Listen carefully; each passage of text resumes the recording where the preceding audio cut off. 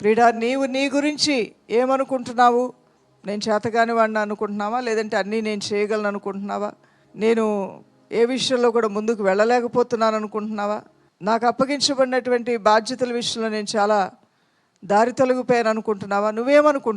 నువ్వేమనుకున్నప్పటికీ కూడా నీ దేవుడైతే నిన్ను గొప్పగానే ఊహించుకుంటున్నాడు. నీ గురించి, నీ కుటుంబం కొరకు గొప్పగానే ఆలోచన చేస్తూ ఉన్నాడు. ఇక్కడ యోబు కూడా తనకు కలిగిన కష్టాలు, ఇబ్బందులు వచ్చినప్పుడు ఈ మాట అంటూ ఉన్నాడు. చదువుదాం ఈ విషయాన్ని. యోబు గ్రంథం 40:4 చిత్తగించుము, నేను నీచుడును, నేను నీకు ఏమని ప్రత్యుత్తరం ఇచ్చేదను? నా నోటి మీద నా చేతిని ఉంచుకొందును. ఇప్పటికే చాలా ఎక్కువ మాట్లాడాను ప్రభువా. అవగాహన లోపంతోనో, అజ్ఞానంతోనో, ఆవేదనతోనో, తొందరపాటుతోనో ఈ శోధనలు, ఈ శ్రమలు, హింసలు భరించలేక, తట్టుకోలేకనో, తాళుకోలేకనో, సహించుకొని ఇక సహించలేకనో నా నోటికి వచ్చిందంతా నేను మాట్లాడాను. నాయన, నేను నీచుడును ప్రభువా, నన్ను క్షమించు ప్రభువా అని ప్రార్థన చేస్తున్నాడు. కానీ ప్రభు యోబు గురించి ఏమంటున్నాడు? యోబు గ్రంథం 1:8 చూడండి. అందుకు యెహోవా, నీవు నా సేవకుడైన యోబు సంగతి ఆలోచించితివా? అతడు యథార్థవంతుడును న్యాయవంతుడునై దేవుని యందు భయభక్తులు కలిగి చెడుతనము విసర్జించిన వాడు, భూమి మీద అతని వంటి వాడెవడూ లేడు. దేవుని నామానికి మహిమ కలుగును గాక. నేను నీచుడిని అని యోబు ఒకవైపు అంటుంటే, అతన్ని అత్యధికంగా ప్రేమించిన ఆ ప్రభు అయిన దేవుడు ఏమంటున్నాడు? భూమి మీద అతని వంటి వాడు ఎవడూ లేడు. అంటే దేవుడు మనల్ని ఎంత గొప్పగా మెచ్చుకుంటున్నాడు. నువ్వు చిన్న కార్యం చేసినా ఎంత గొప్ప మనసుతో అభినందిస్తాడు. ఈ దేవాతి దేవుడు encouraging God, is a God of encouragement. ఆయన అనుక్షణము కూడా నిన్ను ఎంకరేజ్ చేస్తూ ఉంటాడు, ప్రోత్సాహపరుస్తూ ఉంటాడు, బలపరుస్తూ ఉంటాడు. నువ్వు చేయగలవు, నువ్వు పొందగలవు, నువ్వు సాగిపోగలవు, నేను ఉంటాను, నీకు తోడుగా ఉంటాను, ఓడిపోతాను నన్ను అనొద్దు, నేను గెలిపిస్తాను, నేను పడిపోయాను ఇక లేవలేనని అనొద్దు, నువ్వు పడిపోయిన 7 సార్లు పడిపోయినా నేను నిన్ను లేవనెత్తుతాను, అవును నేను రోగినై ఉన్నాను కదా, నేను చచ్చిపోతాను నువ్వు అనొద్దు, నా విమోచకుడు సజీవుడని నువ్వు పలుకు, విశ్వాస వాక్కులు పలుకు, నేను వచ్చి నీ విశ్వాస వాక్కుకు తగినట్లుగా నిన్ను స్వస్థపరుస్తాను. నేను ఇది ఎలా జరుగుతుందని నువ్వు అనవద్దు, నేను జరిగిస్తాను నీకు తోడయ్యుండి, నేను నీకు సహాయకుడిగా ఉంటాను, నాకెవరున్నారని నువ్వు అనొద్దు. భూమి ఆకాశములను సృజించిన సృష్టికర్తని యేసు నామములో నువ్వు ఉన్నావు కాబట్టి నా నామమే నిన్ను ఉద్ధరిస్తుంది. నాకెవరున్నారు, నేనేమైపోతాను అని నువ్వు అనవద్దు, నా నామము నిన్ను ఉద్ధరిస్తుంది. ఈరోజు నిన్ను నన్ను ఉద్ధరించేది ఏంటంటే యేసయ్య నామం. యేసయ్య నామమే.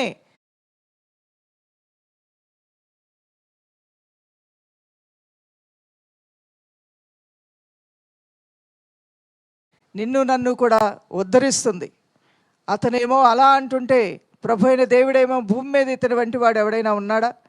నీతివంతుడు, న్యాయవంతుడు, యథార్థవంతుడు, చెడుతనమును అసహించుకున్నవాడు. ఇంత గొప్పగా సాక్ష్యం చెప్తున్నాడండి ప్రభు అయిన దేవుడు. ప్రభు చిత్తానికి నిన్ను అప్పగించుకొని ప్రార్థన చేసావు. ఎవరి బిడ్డ నీ జీవితం దేవుడు చూడలేదనుకుంటున్నావా? తల్లి నీ ఇంట్లో నువ్వు కన్నీరు కాచి చేసిన ప్రార్థన దేవుడు చూడలేదనుకుంటున్నావా? దైవజనుడా, నీ గృహములోనూ ఉండి అంగలారుస్తూ చేసిన ప్రార్థన దేవుని సన్నిధికి చేరలేదనుకుంటున్నావా? అది నిజము కాదు. ప్రతి చిన్న కార్యాన్ని కూడా దేవుడు లెక్కలో తీసుకుంటాడు. మొర్దెకై చేసింది మామూలు కార్యమే. ఎవరో ఇద్దరు మాట్లాడుకుంటున్నారు.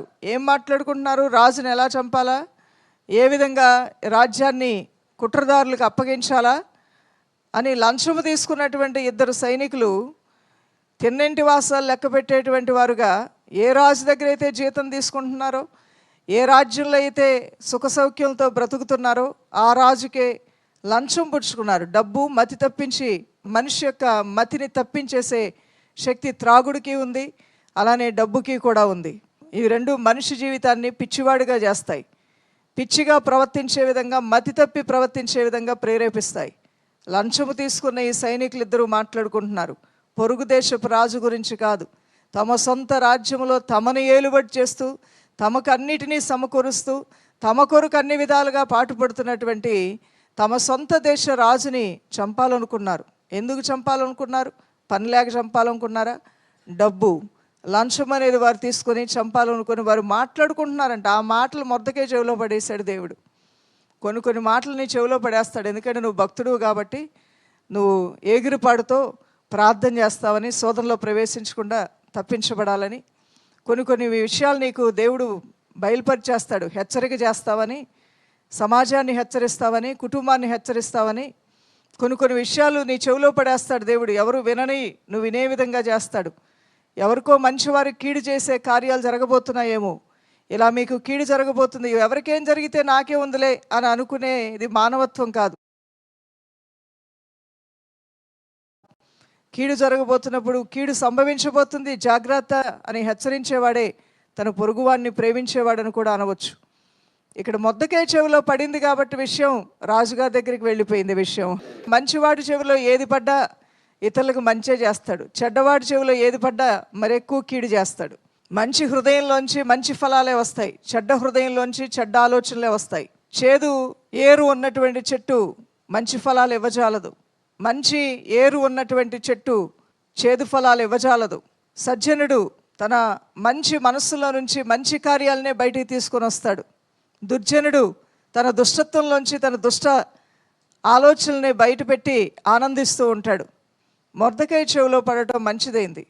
అది తీసుకెళ్ళి రాణి అయిన ఎస్తేరుకి చెప్పటం, అక్కడి నుండి సమాచారం రాజు దగ్గరికి వెళ్ళటం, అది నిజమా కాదా అని తెలుసుకోవటం, ఈ కుట్రపూరితమైన కార్యం నిజమే అని గ్రహించుకున్న వెంటనే వారికి శిక్ష విధించడం కూడా జరిగింది. మొర్దెకై చేసిన ఈ మంచి పనిని దేవుడు కూడా జ్ఞాపకం చేసుకున్నాడు. అతనికి రావాల్సిన ఘనతని అతనికి తగిన సమయంలో ప్రభువైన దేవుడే హెచ్చించి ఇచ్చాడు. మనం భూమి మీద చేసే ప్రతి మంచి కార్యము, భక్తి కార్యము, ఉపవాస కార్యము, నువ్వు ఏ మంచి కార్యం దైవ స్వభావంతో నువ్వు చేసే ఏ కార్యమునైనా సరే దేవుడు జ్ఞాపకం పెట్టుకుంటాడు, మర్చిపోడు. యాకోబు కూడా ప్రార్థన చేసుకున్నాడు బేతేలు దగ్గరకు వచ్చినప్పుడు, మరలా నేను నా తండ్రి ఇంటికి నేను క్షేమంగా తిరిగి వస్తే ఇక్కడ బలిపీఠం కడతాను ప్రభు అని, అంతా నాకు సౌఖ్యంగా సుఖముగా మేలుకరంగా ఉన్నట్లయితే అని ప్రార్థన చేశాడు. ప్రభు జ్ఞాపకం ఉంచుకున్నాడు, అతనికి అన్ని విధాలుగా తోడయుడు నడిపించాడు. మరలా భార్య బిడ్డలతో సిరి సంపదలతో తిరిగి వస్తూ ఉన్నప్పుడు మర్చిపోయినటువంటి యాకోబుకి జ్ఞాపకం చేస్తున్నాడు. ఒక చిన్న యవనస్తుడిగా ఒక కర్ర పట్టుకొని వెళ్ళేటప్పుడు ఒక మాట నాతో చెప్పావు గుర్తుందా అని అడిగాడంట దేవుడు. ఏం గుర్తుంటుందండి? 2 భార్యలు, సంతానము, బిజినెస్, పశు సంపద, వీటన్నిట్లో ఇంత బిజీ షెడ్యూల్లో ఎప్పుడో 30 సంవత్సరాల క్రితం ఏం మాట్లాడాడు యవనస్తుడు? ఆ చిన్న మాట ఏం జ్ఞాపకం ఉంటుంది? మానవ సహజంగా మనం మర్చిపోతూ ఉంటాం, దేవుడు మర్చిపోయేవాడు కాదు. అతను చేసినటువంటి ఆ మాట, ఆ మొక్కుబడి, లేదంటే ఆ ప్రార్థన, ఆ విజ్ఞాపన ప్రభు విని మేలు చేశాడు. అదిగో 30 సంవత్సరాల క్రితం పలానా సమయంలో నువ్వు ఒంటరిగా నీ తండ్రి ఇంటి నుండి బయలుదేరి నువ్వు వెళ్తున్నప్పుడు మనసులో నాతో ఏం మాట్లాడావు, మనసులో నాతో ఏం సంభాషించావో జ్ఞాపకం లేదా? అయితే నేను నీ జ్ఞాపకం చేస్తానని కలలో దేవుడు జ్ఞాపకం చేశాడంట. జ్ఞాపకం రాగానే యాకోబు వెంటనే అక్కడ బలిపీఠం కట్టి దేవుని కనపరిచాడు. చూసారా ప్రియులారా, చిన్న మాట మొదలుకొని పెద్ద మాట వరకు ప్రభువుతో నువ్వు మాట్లాడే ప్రతి మాటకి దేవుడు విలువిస్తూ ఉన్నాడు. నువ్వు చేసే ప్రతి ప్రార్థనకి దేవుడు విలువిస్తున్నాడు. నీ కళ్ళల్లోంచి కారే ప్రతి ఒక్క కన్నీటి బొట్టే రాల్చానంటావేమో, ఒక్క కన్నీరు కూడా దేవుని దృష్టికి గొప్ప విలువైందే. ఇంట్లో ఎన్నోసార్లు ఏడ్చావు, ఏడవటం వరకే, ఏడు మొహం దానా ఏడు మొహోడా అన్నారు, అంత తప్ప నీ సమస్య పరిష్కారము రానే లేదు. ఎన్నిసార్లు వేదన పడ్డావు, ఎన్నిసార్లు బాధపడ్డావు, ఎన్నిసార్లు నీ ఇంటి వారి యొక్క ఆ యొక్క వంకర త్రోవలను చూసినప్పుడు, వారి మూర్ఖత్వాన్ని, వారి గయ్యాళితనాన్ని, వారి అవిధేయతని, వారు అర్థం చేసుకోలేని తత్వాలను చూసినప్పుడు నీతిమంతుడిగా, మంచివాడిగా నీ మనసు ఎన్నోసార్లు మనస్తాపానికి లోనైంది. ఎన్నోసార్లు నువ్వు మనసులో కృంగిపోయావు, కన్నీరు కార్చావు. ఏడవటం అయితే ఏడ్చావు, కానీ నీ ఏడుపు చూసి ఇంట్లో వాళ్ళే అసహ్యపడ్డారు. ఎందుకు ఏడుస్తావు, ఎప్పుడు ఏడుపు మొహమే నీది అంటూ అపార్థం కూడా చేసుకున్నారు. నిన్ను అపార్థం చేసుకొని అవమానపరిచారేమో, నీ కళ్ళల్లో ఉన్న కన్నీటికి అర్థం పర్థం లేకుండా అయిపోయిందేమో. కానీ దేవుని బిడ్డ అదే కన్నీరు యేసయ్య సన్నిధిలో కారిస్తే నీ బ్రతుకు బంగారంలాగా మార్చేస్తాడు నీ దేవుడు. నీ జీవితాన్ని ఉపకారంతోనూ, ఆదరణతోనూ, మేలుతోనూ నింపుతాడు. అందుకని అనేకమైన సార్లు నేను చెప్తూ ఉంటాను, కన్నీరు జాగ్రత్తగా పెట్టుకోండి. ఎందుకంటే ప్రతి కన్నీటి బొట్టు దేవుని సన్నిధిలో కారిస్తే గొప్ప దీవెనలను చూడగలుగుతావు. ఆయన కవిలిలో నీ కన్నీటి బొట్లు ఆయన దాచుకుంటాడు. పలానా రోజు నా బిడ్డలు ఏం ప్రార్థన చేశారు, పలానా సంవత్సరంలో ఏం ప్రార్థన చేశారు, అవి ఎందుకు పెండింగ్లో ఉన్నాయి, వారు అడగటం అయితే అడిగారు, ఎందుకు వారికి ఇంకా జవాబు రాకుండా ఉన్నది, వారికి నేను జవాబు ఇవ్వవలసిందని కూడా దేవుడు మరలా ఆయన నిన్ను తన కృపలో జ్ఞాపకం చేసుకొని మేలు చేయడానికి నువ్వు చేసిన ప్రార్థనలు అనేవి ఆయన ఒక ధననిధిలాగా, ఇవన్నీ దేవుని యొక్క ఆలోచనలో ఉంటాయి. ఇవన్నీ కూడా నువ్వు ప్రిజర్వ్ చేసుకుంటున్నావు, దాచుకుంటున్నావు. ఈ రోజుల్లో నిన్నో అడుగుతున్నావు, ఎంతెంతో భక్తి నువ్వు చేస్తున్నావు.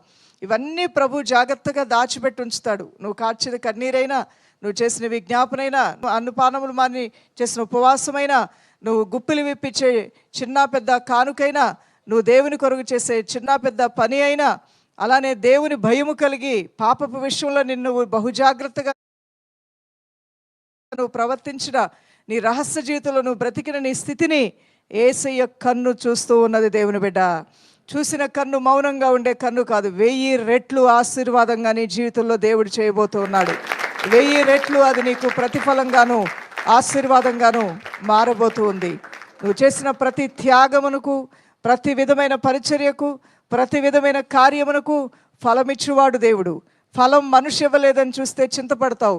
ఫలం నాకు వారు ఇవ్వలేదు, నన్ను గుర్తించలేదే, నేను చేసిన పనిని గుర్తించలేదు, నేను చేసిన కార్యాలను గుర్తించలేదు, నేను ఇంట్లో చేసినటువంటి మంచి కార్యాలని నా ఇంటి వారు గుర్తించలేదని అనుకుంటే నీ మనసు ఇంకా దుఃఖానికి, వేదనకు లోనవుతుంది. కానీ ఒక శుభవార్త ఏంటంటే, నువ్వు ఇంటికి మేలు చేసినా, నీకు నువ్వు మేలు చేసుకున్నా, సమాజానికి దేవుణ్ణి ప్రేమించి మేలు చేసినా, దైవ కార్యాల్లో నువ్వు మేలుకరంగా ఉన్నా, 1000 రెట్లు ప్రతిఫలం నీ దేవుడు నీకు ఇవ్వబోతూ ఉన్నాడు. ఆయన మహోపకారి అయిన దేవుడై ఉన్నాడు. అందుకని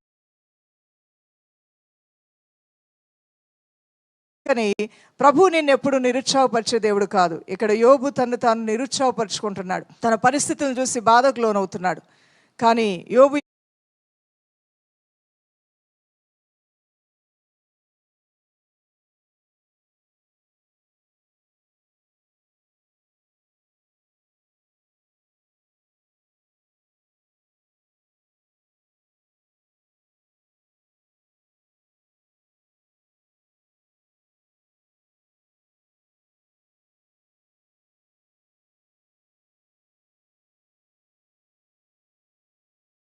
యొక్క మంచితనం ఏంటో, ఆయన నీతి ఏంటో, ఆయన ఏ విధంగా యథార్థంగా ఉన్నాడో, ఎంత పవిత్రంగా బ్రతికాడో, ఎంత భయము కలిగి దేవుని పట్ల తనకిచ్చిన ప్రతి విషయంలో కూడా చెడుతనాన్ని అసహించుకొని బ్రతికాడో, తన జీవితంలో దేవుణ్ణి గణపరిచిన ఆ యొక్క స్థితి ఎంత గొప్పదో, అసలు భూమి మీద అలాంటి వాడు లేడు అన్నంత గొప్ప సాక్ష్యం యోబు దేవుని దృష్టిలో పొందుకున్న విషయం యోబుకే తెలియదు. కొన్నిసార్లు కొన్ని విషయాలు తెలియకుండా ఉండడమే మంచిది. దేవునికి తెలిస్తే చాలు, అవును, ప్రభువు తెలిస్తే చాలు. చాలాసార్లు మనం కూడా ఇలానే అంటుంటాం, నేనేం చేశానో దేవుడు చూశాడులేండి, మీరు నమ్మినా నమ్మకపోయినా ఎవరు నమ్ముతారు నన్ను? అది నిజమే. ఒక విధంగా చెప్పాలంటే దేవుడు నమ్ముతాడు, నమ్మే దేవుడు. మనిషి నిన్ను అనుమానిస్తాడేమో కానీ దేవుడు నిన్ను నమ్ముతాడు.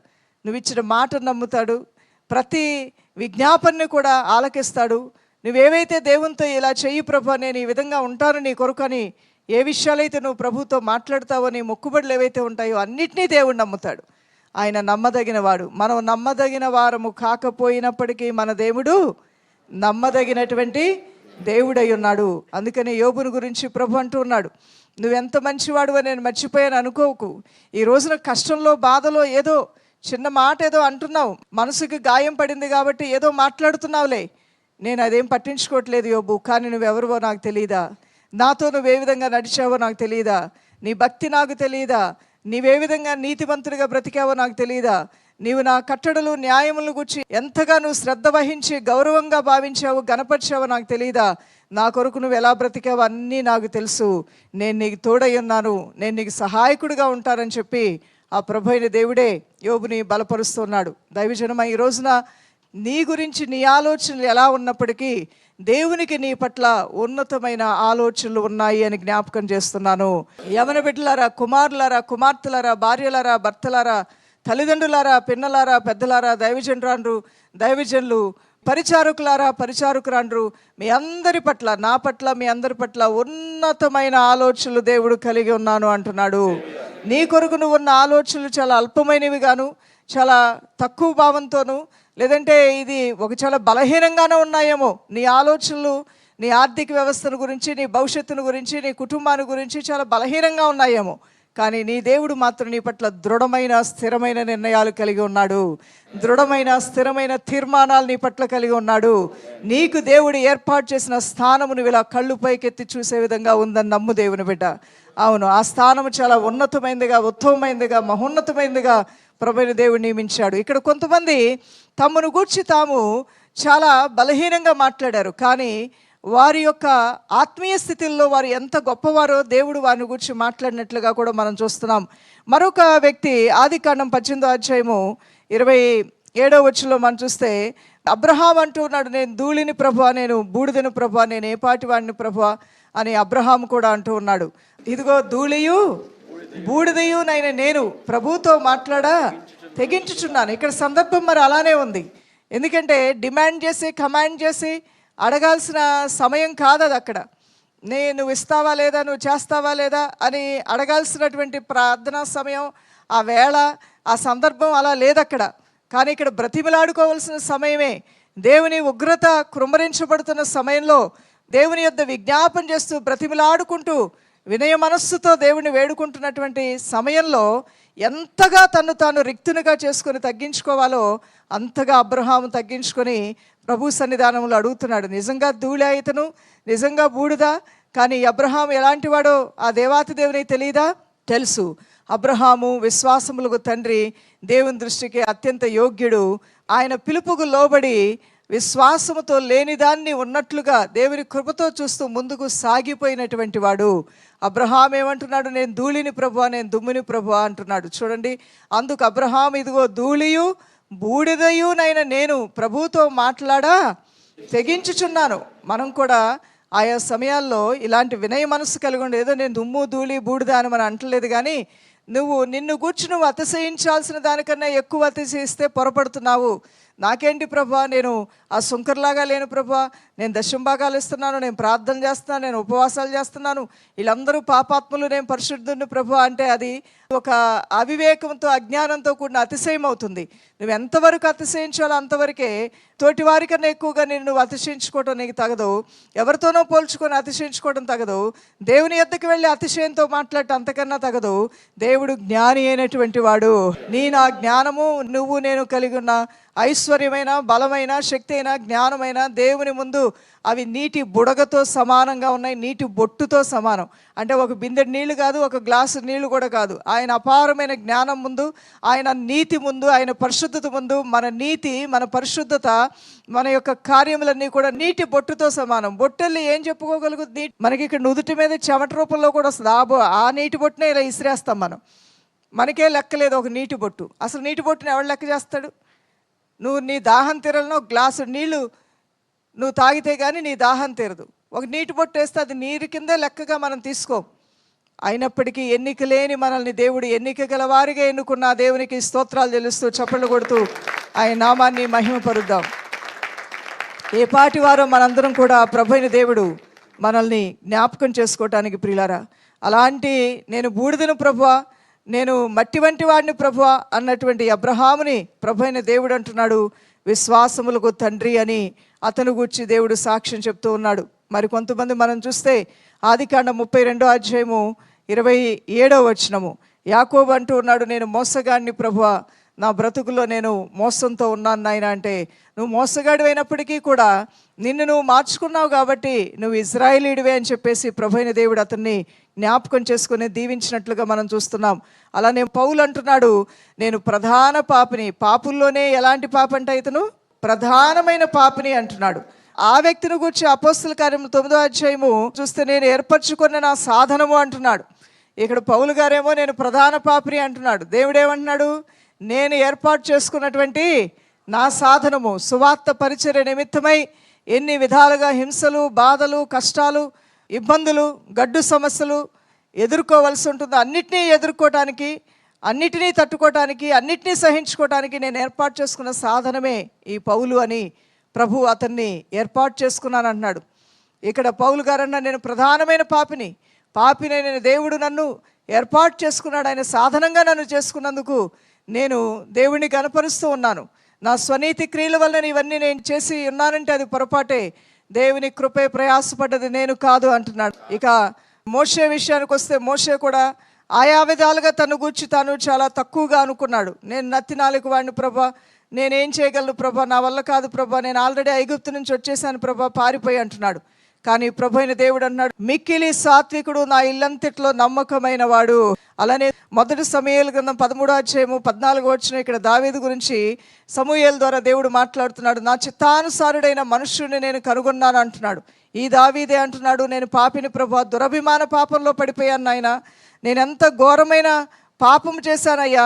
ఒక సందర్భంలో మాట్లాడుతూ, నేను చచ్చిన కుక్క వంటి వాడిని కదా, నా ఎంట పడతావు ఎందుకని చెప్పేసి మాట్లాడుతూ ఉన్నాడు. అంటే ఎన్నో రీతిలుగా నేను ఎందుకు పనికి మాలిన వాడిని, నేను ఒక గొర్రెలు కాసుకునేటువంటి వాడిని, నా బ్రతుకెంత, నా జీవితం ఎంత, దేవుణ్ణి ప్రేమించి ప్రార్థన చేయటమే ఒక గొప్ప క్వాలిఫికేషన్గా దేవుడు తీసుకున్నాడు. ఆయన నేను ఇంతగా దీవించబడటానికి నాలో ఏం క్వాలిఫికేషన్ ఉంది? నేను చచ్చిపోయినటువంటి వాడిని, చచ్చిన కుక్క వంటి వాడిని, నేను చాలా పొరపాట్లు చేసినటువంటి వాడిని, నేను దురభిమాన పాపంలో పడినటువంటి వాడిని, అయినప్పటికీ కూడా నేను క్షమించబడి దేవుని చేత ఎన్నుకోబడి ఒక గొప్ప స్థానాన్ని, యూదులకు రాజుగా దేవుడు నన్ను నియమించాడు అంటే ఆయనతో నేను కలిగి ఉన్న సహవాసమే కదా నాకు ఈ అర్హత ఇచ్చింది అన్నాడంట. ఇక్కడ దేవుని యొక్క వాక్యంలో మనం చూసినట్లయితే ప్రభు అంటున్నాడు, నువ్వు నా దృష్టిలో గొప్పవాడవు, నేను నిన్ను ఏర్పాటు చేసుకున్నాను అని అతను గూర్చి గొప్ప సాక్ష్యాన్ని, దావీదును గూర్చి కూడా నా హృదయానుసారమైన మనుష్యుడని ప్రభు అయిన దేవుడు తెలియజేస్తున్నాడు. వీటన్నిటిలోంచి మనం ఏం గ్రహించుకోవాలంటే, కేవలం వన్ సైడ్ దేవుడు చూసేవాడు కాదు. కేవలం నీలో ఉన్నటువంటి తప్పులు, నీలో ఉన్న బలహీనతలు, నీలో ఉన్న పొరపాట్లు, నీలో ఉన్నటువంటి ఆ మోసపూరితమైన స్థితో లేదంటే అపవిత్రమైన స్థితో ఇది మాత్రమే చూసి నిన్ను దూరం చేసుకునేవాడు కాదు దేవుడు. ఎవరిని ఆయన దూరం చేసుకోడు, ఆయన ఎవ్వరికీ దూరంగా ఉండడు. ఎతుకుతారేమోనని అందరికీ సమీపంగా ఉన్నాడంట. చేతితో పట్టుకుంటే అందుకునే అంత దగ్గరలో నీ దేవుని ప్రేమ సన్నిధి నీకు సమీపముగా ఉన్నదంటున్నాడు. మనమైతే కనుక ఒక కోణంలో చూస్తాము, ఒక కోణంలో చూసి వాళ్ళు ఆ విధంగా తప్పు చేశారు కదా, ఆ విధంగా చేశారు కదా. ఒక వ్యక్తి ఎప్పుడూ కూడా గద్దింపుని తీసుకుంటాడు, కానీ దానికన్నా ముందు మర్యాదపూర్వకంగా చెప్తే దాన్ని మంచిగా స్వీకరిస్తాడు కదండి. మనం మాట్లాడే మాటలు రుచికరముగా, మర్యాదగా, ఉప్పు వేసినట్లుగా ఉంటే అది గద్దింపైనా వినసొంపుగానే ఉంటుందన్న వారి దేవుని స్తోత్రాలు చెల్లిద్దామా. అదే రీతిగా తల్లిదండ్రులు కూడా మీ పిల్లలకి కోపం రేపే విధంగా మాట్లాడొద్దు అంటాడు. ఒక మాటని కోపం రేపే విధంగా మాట్లాడొచ్చు, అదే మాటని కొంచెం వారు అర్థం చేసుకునే విధంగా కూడా సున్నితంగా కూడా పిల్లల్ని గద్దించవచ్చు. ఒక వయసు వచ్చిన తర్వాత వారిని ఎడాపెడ చిన్నప్పుడు తిట్టినట్టు గద్దించినట్టు అవ్వాలంటే అవ్వదు. వాళ్ళు పెద్దవాళ్ళు అయ్యారు కాబట్టి పిల్లలకు కోపం రేపకుండా ఉండటం చాలా మంచిది. భార్య భర్తకు కోపం రేపకూడదు. రెచ్చగొట్టి కోపం రేత ఉగ్రుడైపోతాడంట భర్త. ఆ భర్త కోపం కూడా చాలా భయంకరంగా ఉంటుంది. అలానే నీ భార్యని నువ్వు ప్రతిసారి నిష్ఠూరపరచకూడదు. ప్రతి విషయానికి కూడా తప్పులు ఎతుకుతావే తప్ప ఆమెని ఎప్పుడు కించపరుద్దామా, ఎప్పుడు ఆమెని తక్కువ చేద్దామా, ఏ రూపంలో ఏ విధంగా ఆమెని హేళన చేద్దామా అనే ఆలోచన, స్వభావం అనేది మంచిది కాదు. ఆమెని జీవిత భాగస్వామి, మీ ఇద్దరు కలిసి అన్యోన్యంగా ఉంటూ సహకరించుకుంటూ కష్ట సుఖాల్లో, బాధల్లో, దుఃఖంలో ఒకరికొకరు తోడ్పాటుగా ఉండటానికి వివాహబంధం ద్వారా జతపరచబడి ఉన్నారనే విషయాన్ని ఎప్పటికప్పుడే మీరు ఆ సమర్పణని, ఆ నిబంధనలో మీరు ఉన్నారనే విషయాన్ని మర్చిపోకుండా నెమ్మదితో కూడిన మాటలు, కలహాలన్నీ ఆగిపోతాయండి నువ్వు నెమ్మదిగా సున్నితంగా మాట్లాడితే. ఆ సమాధానకరమైన మాట, ఒక మెత్తని మాట, ఒక మంచి మాట అక్కడ కలహాలని, గొడవల్ని, కొట్లాటలను కూడా చల్లార్చి వేస్తుంది. కాబట్టి ఈ రోజు నుంచి మీ కుటుంబాల్లో సంభాషణలు దేవుని కృపలను ఉప్పు వేసినట్లుగానే ఉండునుగాక. మన వాక్యంలోకి వచ్చినట్లయితే నేను మీతో ఇంతవరకు చెప్పి ఉన్నాను, నీ గురించి నువ్వు ఆలోచన చేసుకునేవన్నీ కూడా చాలా అల్పమైనవి గాను, స్వల్పమైనవి గాను, బలహీనమైనవి కానీ ఉంటాయేమో కానీ దేవుడు నీ గురించి యోచించే యోచనలు మహా ఉన్నతమైనవిగా ఉంటాయి. నీ కొరకు ఆయన కలిగి ఉన్న ఆలోచనలు విస్తారమైన ఆలోచనలుగా ఉంటాయి. ఏదో నేను గొప్ప గొప్ప కార్యాలు నా దేవుని కోసం చేయలేదు కదా నువ్వు అనుకోవచ్చు. ఇక్కడ దావీదు ఏం చేశాడండి? ఈ రోజుకి 7 సార్లు ప్రార్థన చేశాడు. దానియేలు ఏం చేశాడండి? రోజుకు 3 సార్లు ప్రార్థన చేశాడు. యోసేపు ఏం చేశాడండి? ఆయన పరిశుద్ధంగా బ్రతకాలని, పవిత్రంగా ఉండాలని ఆశపడ్డాడు. ఇక్కడ భక్తుడైనటువంటి కొర్నేలి ఏం చేశాడండి? తన ఇంటి వారందరితో కలిసి భయభక్తులు కలిగి ఉన్నాడు. యోబు ఏం చేశాడండి? న్యాయంగా ఉండాలి, నీతిగా ఉండాలి, దేవుణ్ణి ప్రేమించేవాడిని కాబట్టి చెడుతనాన్ని అసహించుకోవాలన్నాడు. వీళ్ళందరికీ ఆశీర్వాదాలు ప్రభువైన దేవుడిచ్చాడు. అలనాడు మోషే బాలుడిగా ఉన్నప్పుడు మంత్రసానులు ఏం చేశారండి? ఆ యెహోవా దేవునికి భయపడి మగబిడ్డలు పుట్టినా సరే ఐగుప్తు దేశపు రాజు మగబిడ్డలు పుట్టారని చెప్పలేదంట. ఎందుకంటే చెప్తే ఆ మగబిడ్డల్ని నిర్దాక్షిణ్యంగా చంపేసేవాళ్ళు. వాళ్ళు మగబిడ్డ పుట్టాడని చెప్పకుండా దాచారంట. ఇజ్రాయేలీలు స్త్రీలకి కనిన వారిలో ఆడపిల్లలు పుడితే ఇన్ఫర్మేషన్ ఇచ్చేవారు అంట, కానీ మగబిడ్డలు పుట్టినప్పుడు ఆ యొక్క కార్యాన్ని వారు దాచి ఉంచారంట దేవునికి భయపడి.